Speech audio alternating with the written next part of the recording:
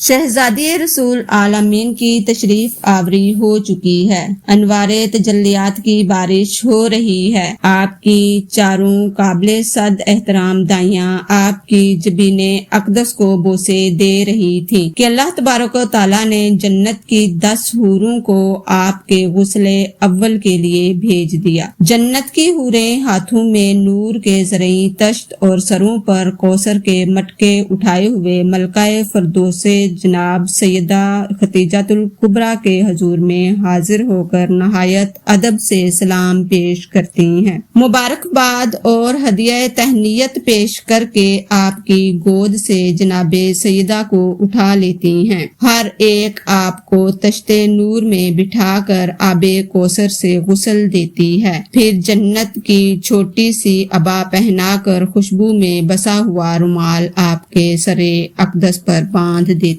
ہیں۔ بعد ازاں جناب سیدہ خدیجۃ الکبریٰ رضی اللہ تعالی عنہ کی گود میں دے کر عرض کرتی ہیں کہ اللہ تبارک تعالیٰ نے آپ کی صاحبزادی کو پاکیزہ، طیب، طاہر اور برکت والی پیدا کیا ہے اور ان کی اولاد کو بھی برکت دی ہے۔ پھر یہ تمام مقدس بیویاں آپ کو سلام عرض کر کے اور اجازت حاصل کر کے واپس چلی جاتی ہیں۔ جناب خدیجۃ الکبریٰ بے حد پرمسرت اور حشاش بشاش ہیں۔ چند لمحے پہلے طاری ہونے والا اضطراب ختم ہو چکا ہے۔ آپ جناب سیدہ کو دیکھتی جا رہی ہیں اور دل ہی دل میں مسکرا رہی ہیں۔